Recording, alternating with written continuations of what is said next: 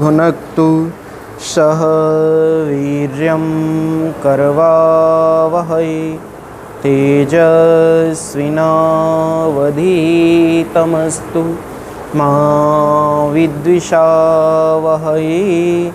ओम शांति शांति शांति। शंकरं शंकराचार्यं केशवं वादरायणं सूत्रभाष्यकृतौ वन्दे भगवन्तौ पुनः पुनः। ईश्वरो गुरुरात्मेति मूर्तिभेदविभागिने व्योमवद्व्याप्तदेहाय दक्षिणामूर्तये नमः। सदाशिवसमारम्भां शङ्कराचार्यमध्यमाम् अस्मदाचार्यपर्यन्तां वन्दे गुरुपरम्परां।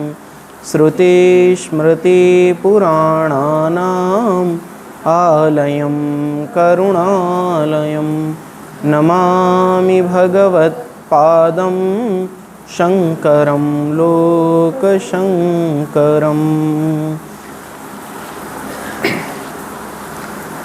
ॐ पार्थाय प्रतिबोधितां भगवता नारायणेन स्वयं व्यासेन ग्रथितां पुराणमुनिना मध्ये महाभारतम् अद्वैतामृतवर्षिणीं भगवतीम् अष्टादशाध्यायिनीम् अम्ब त्वामनुसन्दधामि भगवद्गीते भवद्वेषिणीम्।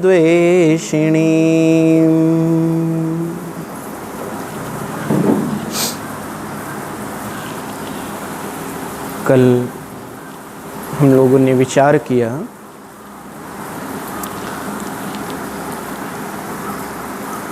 कि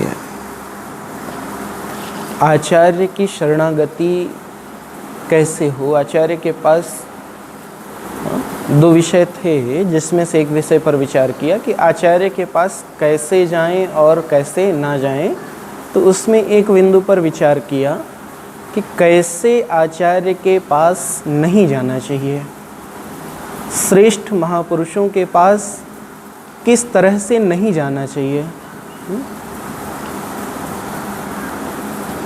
ये हम लोगों ने विचार किया। आज हम लोग इस विषय पर विचार करते हैं कि आचार्य की शरण में आचार्य के पास कैसे जाएं, कैसे न जाएं, यह एक विषय हो गया।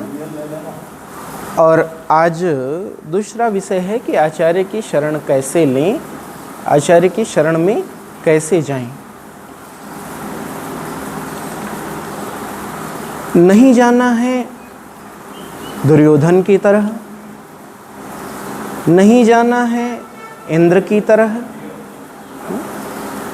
जाना कैसे है तो कहा अर्जुन की तरह जाना है, लक्ष्मण जी की तरह जाना है। जैसे अर्जुन गया है आचार्य के पास, जो भाव अर्जुन के अंदर है उस भाव से युक्त होकर के जाएं। दुर्योधन जाता है तो आचार्य को स्वयं उपदेश करता है, आचार्य को स्वयं बताता है कि आचार्य आपकी जानकारी के लिए बता दूं कि पांडवों की सेना में हमारी सेना के महारथियों के मुकाबले ये महारथी युद्ध के लिए तत्पर हैं।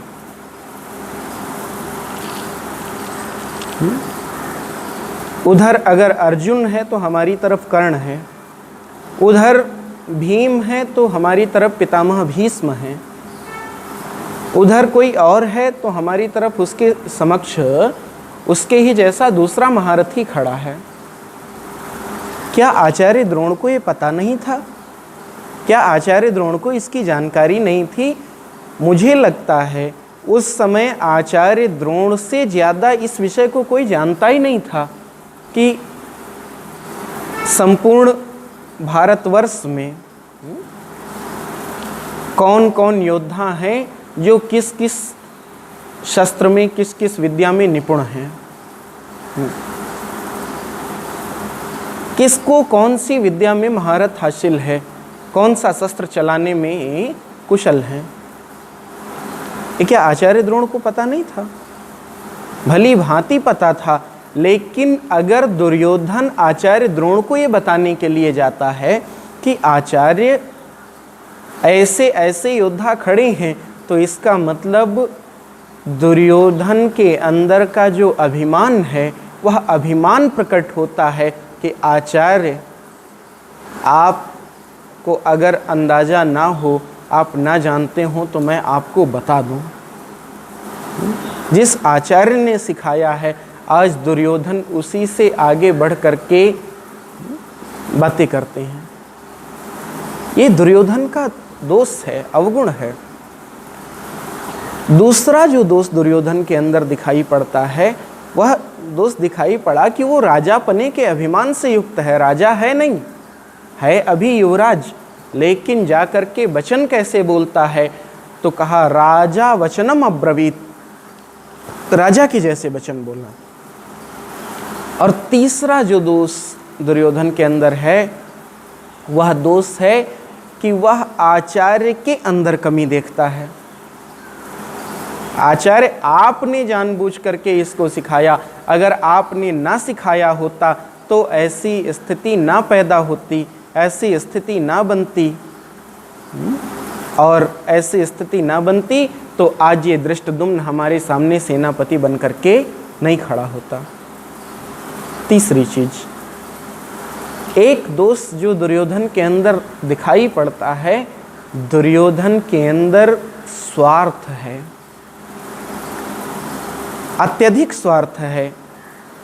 यहाँ तक कि दुर्योधन कहता है कि ये जितने भी महारथी हैं, चाहे आप हों, पितामह भीष्म हो, शल्य हो, दुशासन हो, कोई भी हो, ये सब के सब मद अर्थे त्यक्त जीविता, मेरे लिए अपने प्राणों की आशा छोड़ करके खड़े हैं। मुझको हस्तिनापुर का राज्य प्राप्त हो, ये चाहे जीवित रहें या ना रहें। दुर्योधन इन दोषों से युक्त होकर के जाता है, और जब इन दोषों से युक्त होकर के आचार्य के पास गया, आचार्य के साथ चर्चा हुई, अपनी बात उसने रखी, वहाँ पर आता है कि द्रोणाचार्य एक शब्द भी बोले नहीं हैं। अब देख लो, गीता जी में कहीं पर भी एक भी शब्द आचार्य द्रोण ने नहीं बोला, एक भी शब्द नहीं बोले हैं। दूसरी चीज, वहीं पर अर्जुन को आप देखो, अर्जुन की मनः स्थिति देखो, तो अर्जुन सबसे पहले भगवान से यही कहता है, केशव सेनयोर उभयोर मध्य रथम स्थापय में अच्युत। हे केशव, हे अच्युत, हे कृष्ण, सेनयोर उभयोर मध्य, दोनों सेनाओं के मध्य में ले जाकर के मेरे रथ को आप खड़ा करो। मेरा रथ दोनों सेनाओं के बीच में ले जाके खड़ा करो।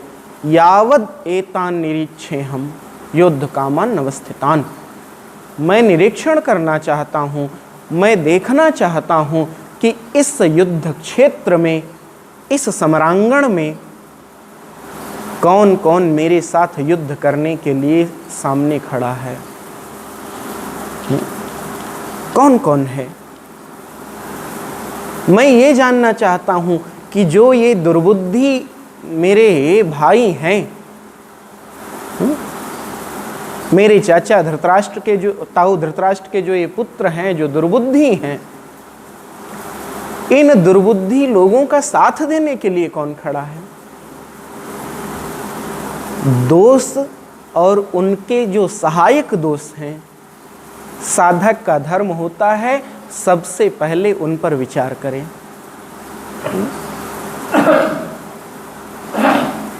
मान लो जीवन में आसक्ति आई,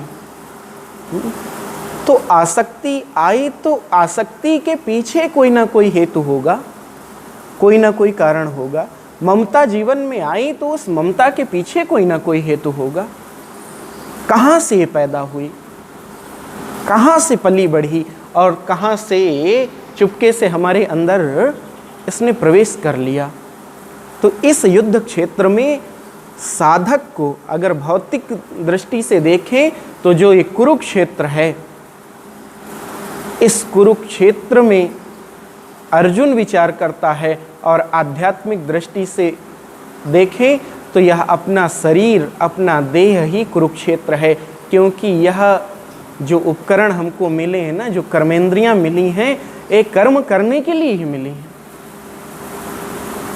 और इन कर्मेंद्रियों को प्राप्त करने के बाद, इन कर्मेंद्रियों से युक्त होने के बाद हमको ये तो विचार करना पड़ेगा ना कि कौन कौन हमारे लिए अभीष्ट हैं और कौन कौन ऐसे हैं जिनको हमें त्यागना पड़ेगा। किस बुराई का त्याग करना पड़ेगा, किस अच्छाई को ग्रहण करना पड़ेगा, यह हर साधक को विचार करना पड़ेगा, हर साधक को विचारना पड़ेगा। साधक का जो सबसे पहला लक्षण है विचार, वही अर्जुन के अंदर प्रमुखता से दिखाई पड़ रहा है।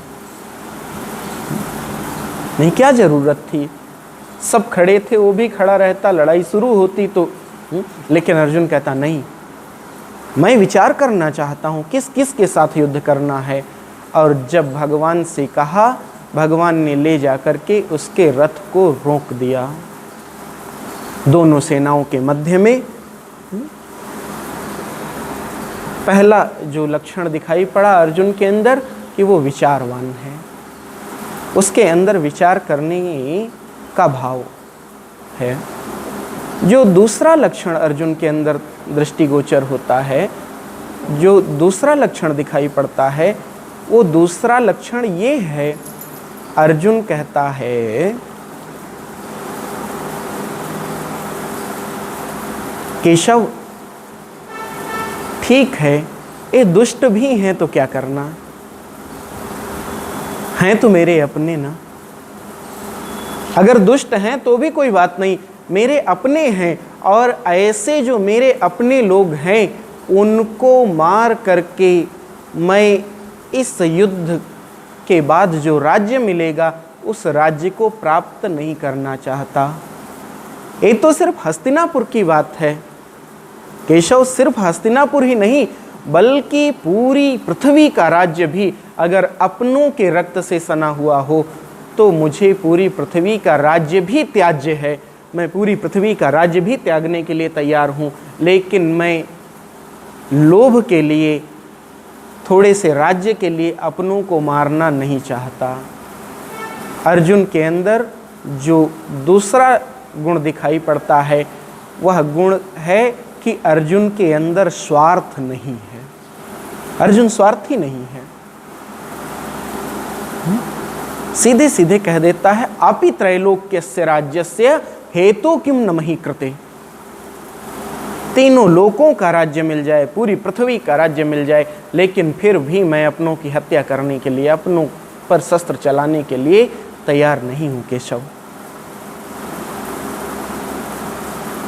अपनों की चिंता है, अपनों की नहीं, उसको संपूर्ण समाज की चिंता है, संपूर्ण राष्ट्र की चिंता है। क्योंकि भगवान के सामने वो कहता है, केशव अगर मेरे अपने लोग मर गए, परिवार के बंधु बांधव मर गए, तो जो परिवार की स्त्रियां हैं वह दूषित हो जाएंगी, और स्त्रियों के दूषित होने से जो संतति पैदा होगी वह संतति वर्ण संकर पैदा होगी, और वर्ण संकर संतान से जो हमारे पितर हैं वह पिंड आदि स्वीकार नहीं करेंगे, तर्पण का जल स्वीकार नहीं करेंगे। इस तरह जब संस्कृति विकृत होगी तो हमारा पूरा का पूरा सनातन धर्म विकृत हो जाएगा। ये अपने उसके विचार करने का तरीका है, सोचता है, स्वयं के लिए सोचता है, अपने लोगों के लिए सोचता है, अपने समाज के लिए सोचता है और अंत में अपने राष्ट्र और अपनी संस्कृति के लिए सोचता है।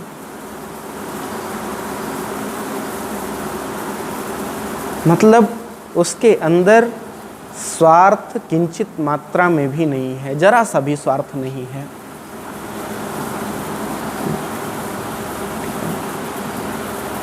मैं तीनों लोगों का राज्य पाने के लिए भी इनको तीसरा, वो कहता क्या है, कहता है मैं जंगल में जाकर के भी, जंगल में जाके भिक्षाटन करके अपना भरण पोषण कर लूँगा, मैं जंगल में जाके भिक्षा मांग लूँगा, लेकिन इन सबको मारूंगा नहीं। और ऐसा कह करके तरह तरह के तर्क दे करके अर्जुन वहीं बैठ जाता है, अपना धनुष बाण उतार करके रख देता है और भगवान के सामने नतमस्तक हो जाता है। पूरी तरह से भगवान की शरण में आ जाता है और भगवान के सामने जब नतमस्तक होता है अर्जुन, कहता है केशव मैं क्या करूं, मुझे कोई मार्ग दिखाई नहीं पड़ रहा, अब आप ही एक ऐसे हो जो मुझे कोई ना कोई रास्ता बता सकते हो। और यहाँ से दूसरा अध्याय प्रारंभ होता है और दूसरे अध्याय में भगवान भाष्यकार ने दूसरे अध्याय से इस ग्रंथ का भाष्य प्रारंभ किया है, गीता जी का भाष्य प्रारंभ किया है। तो अर्जुन के अंदर विचार करने की क्षमता है, अर्जुन के अंदर लोभ की वृत्ति नहीं है, लोभ की वृत्ति कतई नहीं है। वो कहता मैं भिक्षाटन कर लूँगा और शोक संतप्त होकर के बैठ जाता है। कुछ लक्षण बताए गए कि जब आपके अंदर मोह का अतिरेक हो जाए, मोह की अधिकता हो जाए तो क्या स्थिति होती है।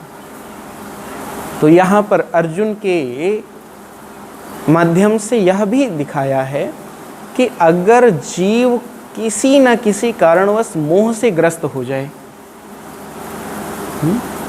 उसके जीवन में मोह का अतिरेक हो जाए तो क्या स्थिति बनती है।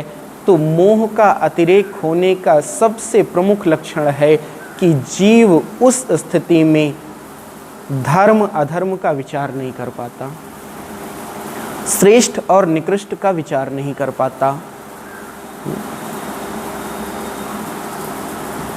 क्या करना है क्या नहीं करना है, करणीय और अकरणीय का विचार नहीं कर पाता। करने योग्य क्या है, ना करने योग्य क्या है, इसका विचार अर्जुन के माध्यम से नहीं हो पा रहा है। ये दर्शाता है कि अर्जुन के जीवन में मोह की अधिकता हो गई, ममता का आधिक्य हो गया है। जिन पितामह भीष्म की गोद में खेला है, उनके सामने उनके ऊपर शस्त्र चलाने के लिए तैयार नहीं है। कैसे चलाऊंगा मैं, मेरे भाई बंधु स्वजन साले ससुर सब हैं इस युद्ध क्षेत्र में, मैं उनके ऊपर अस्त्र शस्त्र नहीं चला सकता। ऐसा अर्जुन का विचार है, ऐसा सोचता है अर्जुन। और जो उसकी ये विचार करने की प्रवृत्ति है वह दुर्योधन से अलग करती है उसको। दूसरा मोह के अतिरेक होने का जो दूसरा लक्षण है, वो लक्षण ये है कि अपने स्वधर्म का परित्याग।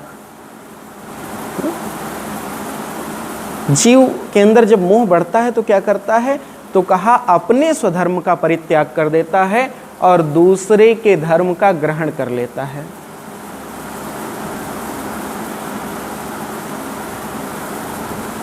आपके बच्चे को स्कूल में होमवर्क मिलता है,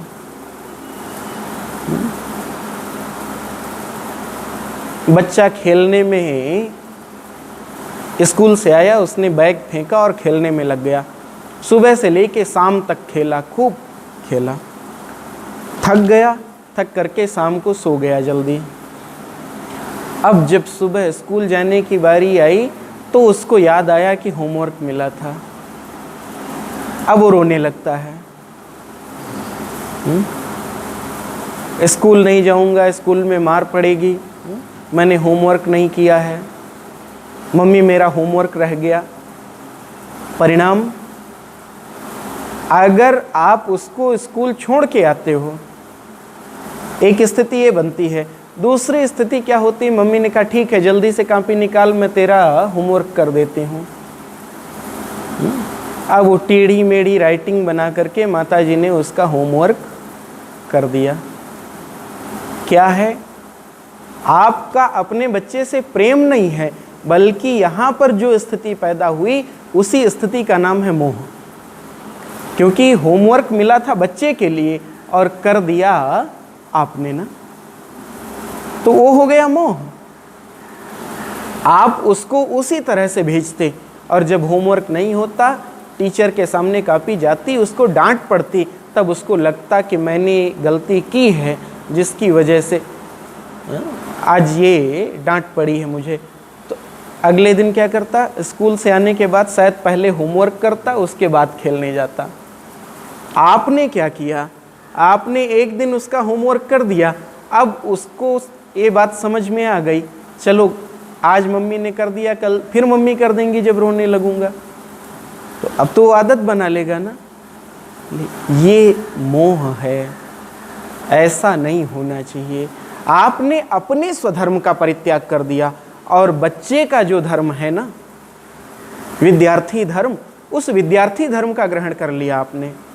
वैसे ही अर्जुन कहता है, केशव मैं इनको मारूंगा नहीं, मैं युद्ध नहीं करूंगा, लेकिन मैं जंगल में जाकर के भिक्षा मांग लूंगा। क्या क्षत्रिय का धर्म भिक्षाटन है? शास्त्र के अनुसार भिक्षाटन क्षत्रिय का धर्म नहीं है। शास्त्र के अनुसार भिक्षाटन ब्राह्मण का धर्म है, भिक्षाटन सन्यासी का धर्म है, एक ब्रह्मचारी का धर्म है। क्षत्रिय का धर्म तो धर्म की रक्षा के लिए शस्त्र लेकर के मैदान में आना है, युद्ध करना है। कोई पीड़ित है, कोई परेशान है, उसके कल्याण के लिए सहयोग करना है। लेकिन अर्जुन ऐसा नहीं सोचता। अर्जुन कहता मैं युद्ध नहीं करूंगा, बल्कि मैं जंगल में जाकर के भिक्षाटन करके, भिक्षा मांग करके अपना पेट भर लूंगा, भरण पोषण कर लूंगा, लेकिन मैं इन पर शस्त्र नहीं उठाऊंगा। ये मोह का अतिरेक है अर्जुन के अंदर। और जब ऐसा मोह अर्जुन के अंदर पैदा हुआ, उसने अपना धनुष बाण रख दिया, भगवान की शरण में आ गया। तब संजय कहते हैं, संजय उवाच तं तथा कृपयाविष्टम् अश्रुपूर्णाकुलेक्षणम् विषीदन्तमिदं वाक्यम् उवाच मधुसूदन श्रीभगवानुवाच कुतस्त्वाकसमलमिदम् विषमे समुपस्थितम् अनार्यजुष्टम् आस्वर्ग्यम् अकीर्तिं करमर्जुन क्लैव्यं मास्मगमः पार्थ नैतत्युपपद्यते क्षुद्रं हृदय दौर्बल्यं त्यक्तोत्तिष्ठ परन्तप।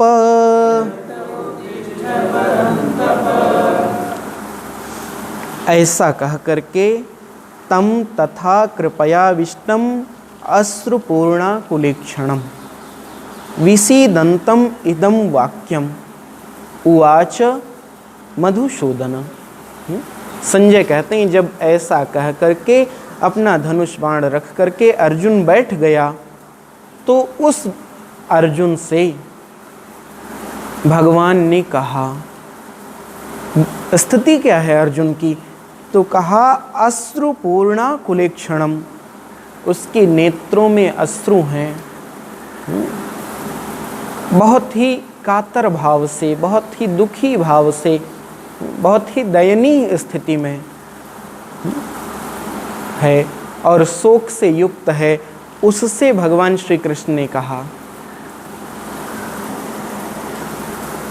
क्या कहते हैं भगवान? 2 श्लोकों में बहुत अच्छा भाव है। कुतस्त्वा कसमलम इदम विषमे समुपस्थितम। अर्जुन, ऐसी कौन सी स्थिति पैदा हो गई, इतनी जल्दी ऐसा क्या हो गया?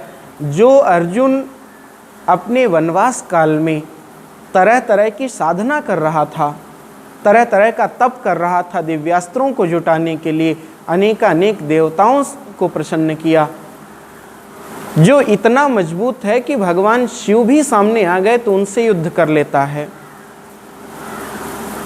वह अर्जुन जो अकेले, उसके साथ में ना मैं हूं उस समय, ना ही 7 अक्षौहिणी सेना है, अकेले ही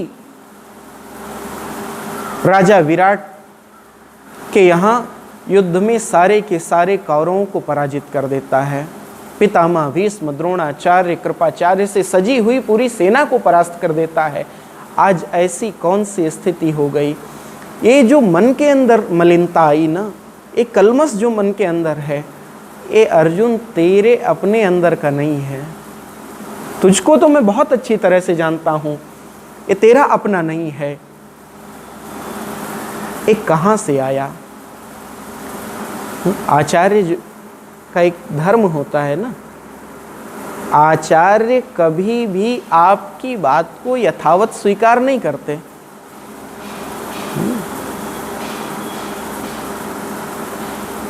आप अपने गुरुजी के पास जाओ, और हम लोगों का तो अनुभव है, गुरुजी से कोई बात कहते हैं कि ऐसा है, ऐसी स्थिति है,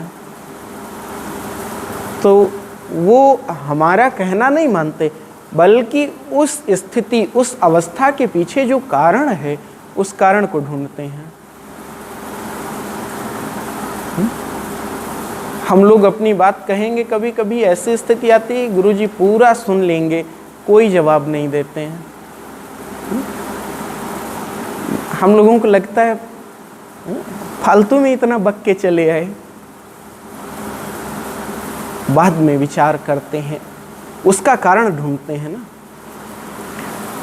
अच्छा, आप एक डॉक्टर के पास जाते हो, एक चिकित्सक के पास जाते हो, आपने बताया कि पेट भारी भारी सा लग रहा है और बहुत जोर से सिर दर्द हो रहा है, तो डॉक्टर आपको सिर दर्द की दवाई देते हैं या कोई कारण और सोच करके किसी और चीज़ की दवा देते हैं?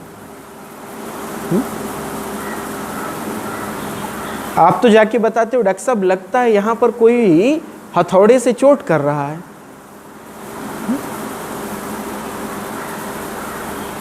डॉक्टर साहब को लगता है हो सकता है एसिडिटी हो जिसके कारण ये स्थिति है, तो आपने बताया सिर दर्द और उन्होंने दवाई किसी और चीज़ की दी। क्यों? क्योंकि आपको लग रहा है सिर दर्द हो रहा है, लेकिन उन्होंने विचार कर लिया कि ये सिर दर्द नहीं है बल्कि कोई और समस्या है, तो उस समस्या के निवारण की दवा देंगे ना। और आपका सिर दर्द अपने आप आपको दवाई लेनी हो तो आप क्या करोगे? कोई सिर दर्द की गोली उठाओगे और उठा करके उसको खा लोगे। यही अंतर है स्वयं में और एक आचार्य का सानिध्य लेने में, यही अंतर है। हम स्वयं क्या पढ़ते हैं, क्या समझते हैं कोई, लेकिन आचार्य शास्त्र को, जो शास्त्र का तरीका है, जो शास्त्र की दृष्टि है, जहाँ शास्त्र हमको ले जाना चाहता है, आचार्य हमको वहाँ पहुँचाते हैं। भगवान ने ये नहीं देखा कि अर्जुन दुखी है, भगवान विचार करते हैं कि अर्जुन के अंदर ये जो ममता है, ये जो मोह है, ये आया कहाँ से। वर्णन आता है कि महाभारत का युद्ध प्रारंभ होने से पहले धृतराष्ट्र का कोई दूत अर्जुन के कक्ष में गया था मिलने के लिए,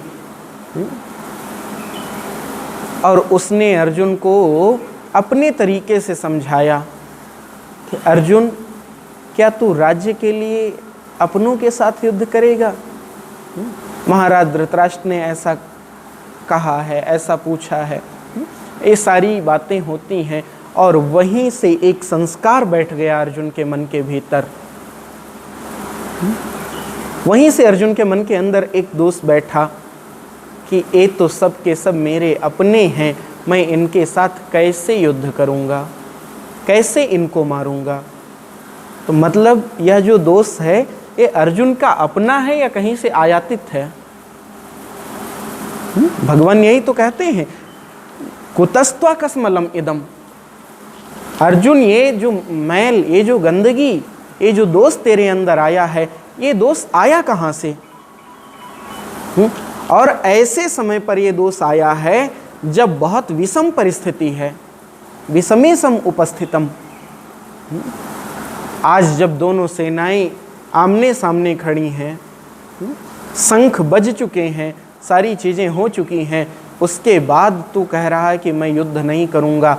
मतलब दुर्योधन तो यही कहेगा ना, देखा अर्जुन पहले ही हमसे डर के पराजित होकर के भाग गया। युद्ध नहीं करना था तो 4 दिन पहले बता देता अर्जुन, लेकिन जब यह विषम परिस्थिति पैदा हुई तो तेरे अंदर ये गंदगी कहाँ से आई, क्यों पैदा हुई? और अगर ये गंदगी पैदा हुई है तो विचार कर, तुझे मार्ग दिखाई नहीं पड़ता तो 3 तरीके से विचार कर। जब आपके सामने, आपकी बुद्धि के अंदर निर्णय लेने की क्षमता न रह जाए तो 3 तरीके से विचार किया जाता है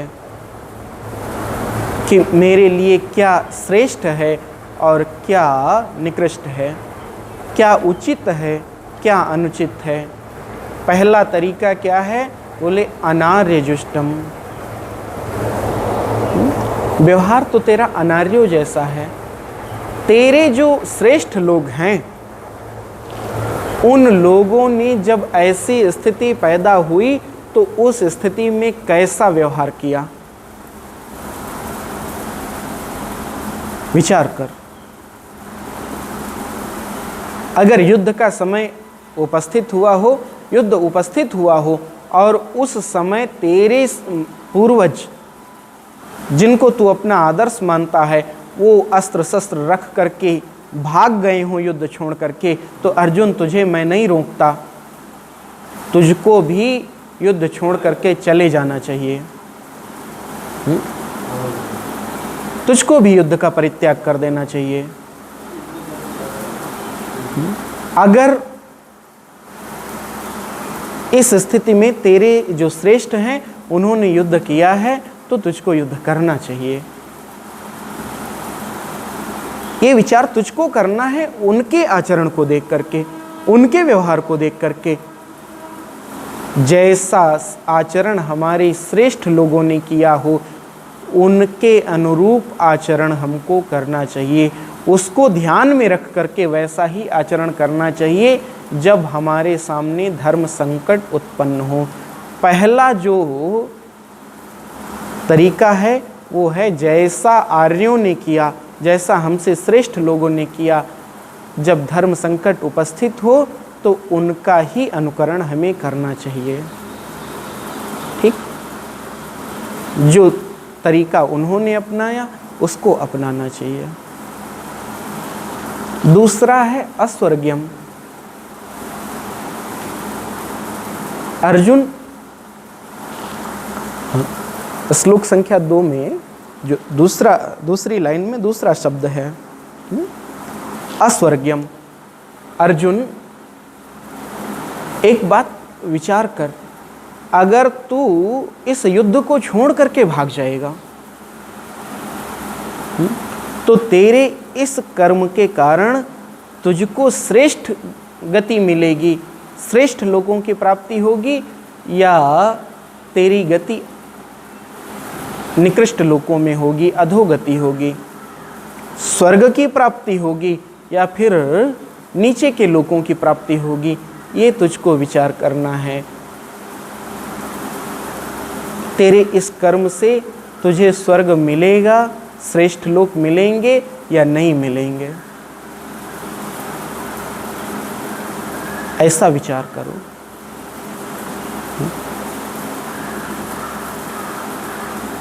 और तीसरा बताया अकीर्तिम कर्म अर्जुन। अच्छा ये बता, जब तू युद्ध छोड़ के भाग जाएगा तो क्या स्थिति होगी? तेरा यश बढ़ेगा, तेरी कीर्ति बढ़ेगी या तेरी अपकीर्ति बढ़ेगी? अब तू युद्ध छोड़ के भाग जाएगा ना, तो साधारण से साधारण योद्धा भी ये कहेगा कि अर्जुन मेरे डर के कारण भाग गया। दुर्योधन यही कहेगा ना कि अर्जुन तो मुझसे भयभीत होकर के भाग गया। कर्ण कहेगा नहीं, वो मेरे बाणों से भयभीत होकर के भाग गया। कोई और कहेगा नहीं, मेरे भय के कारण भागा। तो जब 10 लोग ये कहेंगे कि अर्जुन मुझसे भयभीत होकर के भागा, तो तेरी कीर्ति बढ़ेगी या तेरी कीर्ति धूमिल होगी? अभी तक तो लोग जानते हैं कि अर्जुन गांडीव धनवा है। अर्जुन के सामने कितना भी बड़ा योद्धा क्यों ना हो, वो टिकता ही नहीं। वही अर्जुन जब युद्ध छोड़ के भागेगा तो लोग क्या विचार करेंगे? जो सैनिक तुझे अपना आदर्श मानते हैं, जो सैनिक कहते हैं कि अर्जुन से बढ़ करके कोई और धनुर्धर नहीं है, अर्जुन से श्रेष्ठ धनुर्धर इस धराधाम पर कोई नहीं, वह अर्जुन जब धनुष बाण रख के भाग जाएगा तो वही सैनिक तेरे बारे में क्या सोचेंगे? अर्जुन, कभी इस पर विचार किया है? 3 तरीके हैं, इन 3 तरीकों से तुझको विचार करना पड़ेगा।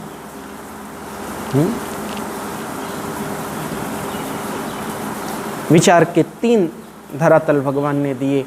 पहला, अगर आप अपने लक्ष्य का निर्धारण नहीं कर पा रहे हैं तो उस स्थिति में आप पहला प्रमाण के तौर पर अपने उन महापुरुषों को लेकर के आएं, अपने श्रेष्ठ जनों को लेकर के आएं,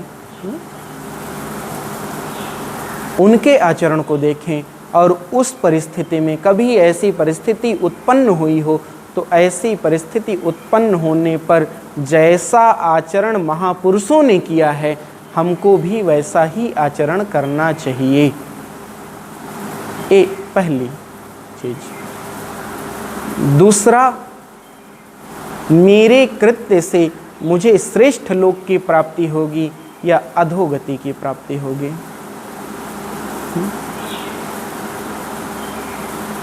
पाप मिलेगा या पुण्य? आप यही तो विचार करते हो ना। एक कर्म करूंगा तो इस कर्म का परिणाम पाप होगा कि पुण्य होगा? अगर उस कर्म का परिणाम पाप है तो शायद आप उस कर्म को करने के लिए तैयार नहीं होगे। अच्छा, कोई आदमी कभी जानबूझ करके किसी जीव को मारना चाहता है? हम लोग सड़क पर गाड़ी चलाते हैं, सब चलाते हैं, कोई मोटरसाइकिल, कोई साइकिल, कोई कार, यहाँ तक कि अगर एक छोटी सी गिलहरी भी सामने आ जाए, एक छोटा सा गिरगिट भी कभी रोड पे निकल पड़े, तो आप विचार करते हो कि ये भी हमारी साइकिल के, मोटरसाइकिल के नीचे ना आने पाए। क्यों? क्योंकि आपके मन में आता है अगर ये मर गया तो मुझे पाप लगेगा, ये मर गया तो मुझे अधोगति की प्राप्ति होगी। श्रेष्ठ लोक की प्राप्ति नहीं होगी। तो कोई भी पाप कर्म नहीं चाहता, पाप कर्म करना नहीं चाहता, वो चाहता है कि उससे हमेशा श्रेष्ठ कर्म हो, श्रेष्ठ, जिनके कारण श्रेष्ठ लोकों की प्राप्ति हो। तो जीव स्वर्ग कामा होकर के, स्वर्गकामी होकर के तरह तरह के श्रेष्ठ कर्मों का अनुकरण करता है, श्रेष्ठ कर्म करता है, लेकिन वह पाप कर्म स्वप्न में भी विचार नहीं करता कि उससे हुए। तुझको स्वर्ग मिलेगा या इस कर्म के परिणाम स्वरूप नरक की प्राप्ति होगी, नरक मिलेगा, ये विचार कर। और तीसरा, अकीर्ति होगी या कीर्ति बढ़ेगी। हमको इन 3 मापदंडों पर विचार करना चाहिए और उसके बाद अपने कर्म का संपादन करना चाहिए, अपना कर्म करना चाहिए। फिर से भगवान थोड़ा सा प्यार से डांटते हैं अर्जुन को। अर्जुन, क्लैव्यमास्मगमः, हे पार्थ, हे अर्जुन, नपुंसक मत बन। अच्छा, थोड़ा सा संबंध भी भगवान का था ना, अर्जुन को छेड़ने वाला, डांटने वाला, हंसी मजाक करने वाला। तो भगवान कहते हैं, अर्जुन, मैंने तो तेरे बारे में सुना था कि तू बहुत बड़ा योद्धा है, महारथी है, लेकिन यहाँ पर तू नपुंसकों वाले काम कर रहा है। क्लैव्य मत बन, नपुंसक मत बन।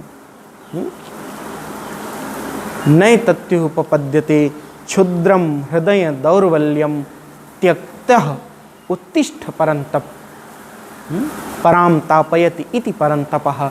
जो अपने बाणों से दूसरों को तपा दे, अर्जुन का एक नाम है परंतप, जिसके बाणों में इतनी सामर्थ्य है कि शत्रु उसके बाणों से तपने लगे, भयभीत होने लगे, उसका नाम है परंतप। भगवान कहते हैं, हे परंतप अर्जुन, तू कायरता को मत प्राप्त हो, क्लैव्य मत बन।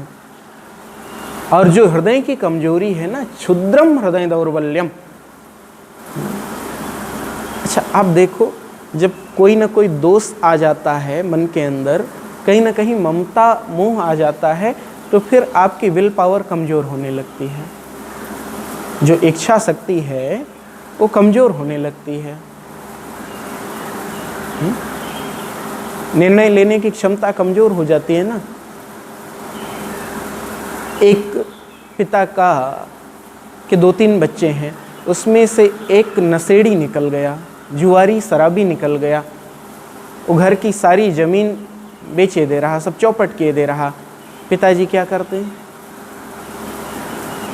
एक तरफ है कि अगर इसको नहीं रोका गया तो ये सारी की सारी ज़मीन चली जाएगी, पूरा घर बर्बाद कर देगा।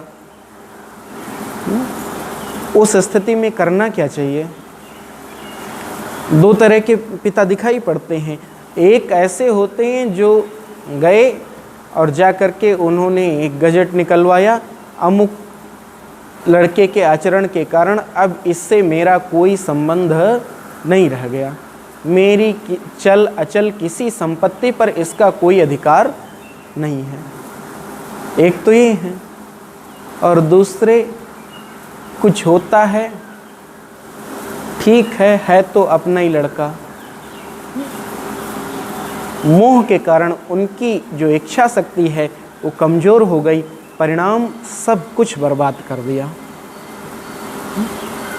और जिसकी इच्छा शक्ति दृढ़ है, जिसके अंदर मोह नहीं है, उसने अपनी ज़मीन जायदाद सब चीज़ से बेदखल कर दिया उसको, और बाकी के जो चीज़ें हैं उनको बचा लिया ना। है क्या? बोले उनके हृदय में दुर्बलता नहीं है जिन्होंने ऐसा किया।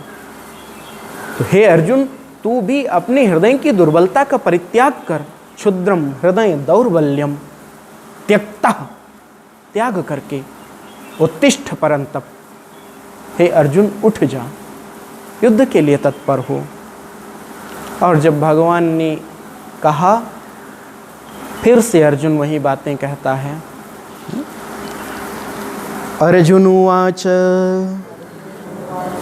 कथं भीष्मम् अहं शंखे द्रोणं च मधुसूदन इषुभिः प्रतियोत्स्यामि पूजार्ह वरिसूदन गुरून् हत्वा हि महानुभावान् श्रेयो भोक्तुं भैक्ष्यमपीह लोके हत्वार्थकामांस्तु गुरुर्निहैव भुञ्जीय भोगान् रुधिरप्रदिग्धान् न चैतद्युम्ना कतरन्नो गरीयो यद्वा जयेम यदि वा नो जयेयुः यानेव हत्वा न जिजीविषामः तेव स्थिता प्रमुखे धार्तराष्ट्राः कार्पण्यदोषोपहृतस्वभावः प्रक्ष्यामि त्वां धर्मसम्मूढचेता यत्श्रेयः स्यात् निश्चितं ब्रूहि तन्मे शिष्यस्तेऽहं शाधि मां त्वां प्रपन्नम्।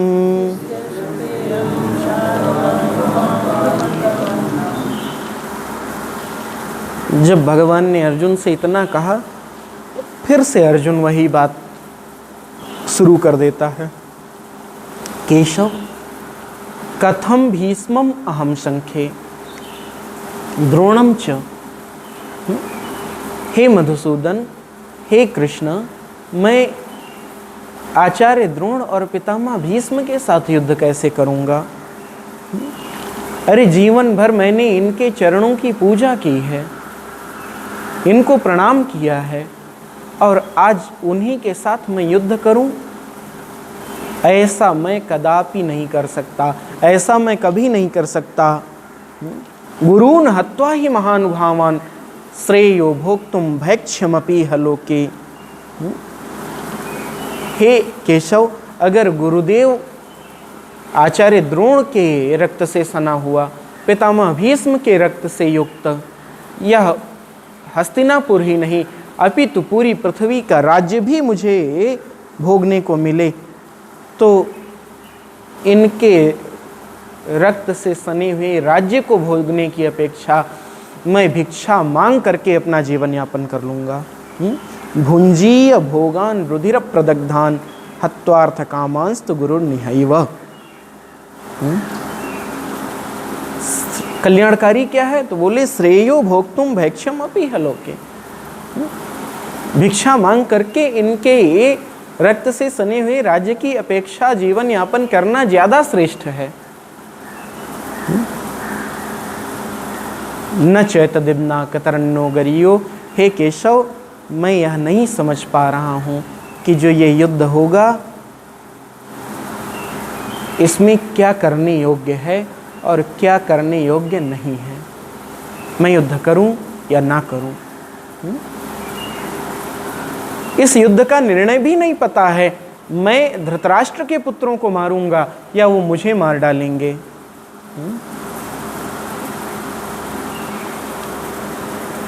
लेकिन फिर भी वो हमारे सामने खड़े हैं।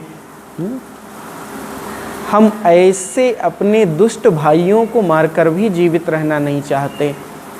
उनका वध करके भी हमारा इस हस्तिनापुर के राज्य को भोगने का कोई भाव नहीं है।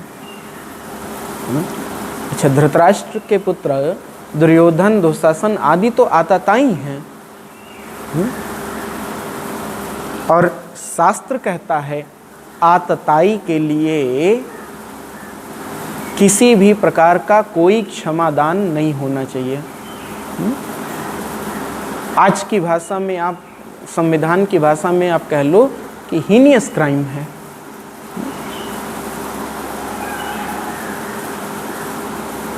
उनके लिए क्या निर्णय होता है? मृत्युदंड। किसी को जिंदा जला देना कितना विभत्स कृत्य है। किसी की पत्नी को जबरदस्ती घसीटते हुए उठा करके ले जाना,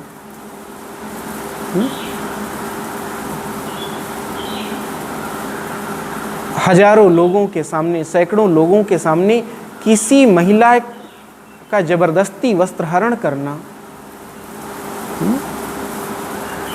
जो युद्ध से भाग रहा हो, पागल हो, ऐसे व्यक्ति पर